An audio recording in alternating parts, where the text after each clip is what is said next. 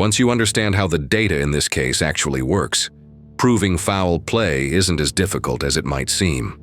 But beyond showing that the Jeep was staged, we also want to highlight the actions of the Buckeye Police Department, things that suggest this was more than just an honest mistake. Before we move forward, let's go over a few key details. The Buckeye Police Department pressured David Robinson to take possession of Daniel's Jeep the day after it was found, before any forensic work had been done. David pushed back, asking them to hold on to it for a little while longer. In the meantime, he hired his own private investigator. When Jeff McGrath arrived to pick up the vehicle and told Buckeye PD he planned to send the infotainment system off for expert analysis, the department suddenly refused to release it. They only agreed after being advised by their attorney that they had to, but not before making David sign a waiver that would make it difficult to use any potential evidence later uncovered. It's a troubling reaction. Buckeye PD had no problem releasing the Jeep when they wanted it gone, but once they learned someone planned to analyze the data, they didn't want to let it happen. They weren't doing any forensic work themselves, so why did it matter what the investigator found? Unless they already knew the data might show something they didn't want seen. Jeff McGrath misread the 12:54 p.m. log as the moment of impact. From there, the media ran with a version of events claiming Daniel had been driving for nearly 4 hours before the accident. Buckeye PD never said it was a crash time, but they never said it wasn't. By staying silent, they let the misunderstanding shape the early narrative, while also leaving themselves an out if the data was ever proven wrong. If Jeff hadn't misread the data, the truth about what happened to Daniel might have been uncovered years ago.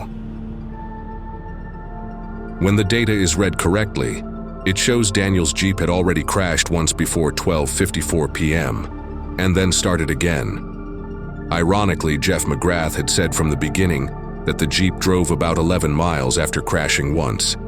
He just didn't have the data decoded properly to prove it. This single correction resolves every major discrepancy in the early reports. The extra mileage that never fit, the missing time between the well site and the ravine, the 40-plus ignition attempts recorded before the restart, and the damage pattern that didn't match a single rollover. All of it proves the same conclusion. The Jeep crashed once before driving 11 additional miles, either ending up in the ravine after that drive, or being brought back there at a later date. The corrected data doesn't directly prove foul play. It was entirely possible Daniel crashed once somewhere in the desert, then restarted his Jeep at 12:54 p.m. and drove another 11 miles, ultimately crashing again. That scenario would fit the evidence on its surface: a single crash followed by movement, and a vehicle that finally came to rest in a desert ravine. But Buckeye PD's reaction to the corrected data was not what you'd expect from an agency searching for answers. In September of 2022, during a meeting with the lead detective, Buckeye PD was given the correct way to read Daniel's Jeep data, supported by an independent expert. The explanation was clear, backed by evidence, and left little room for misunderstanding. But instead of addressing it, the detective immediately pulled back from the conversation and ended the call. 9 months later, in June of 2023, a new police report was released. Rather than correcting the record, Buckeye PD dismissed the data altogether, writing that the 11 miles bear no significance to the case and reiterating that they were just an anomaly. They had been given the truth, but chose to ignore it. And there's a reason for that, because within that same police report, new information was quietly added. Data that explains exactly why Buckeye PD refuses to acknowledge a 12:54 p.m. restart and 11 miles driven. That data comes from an app found on Daniel's phone.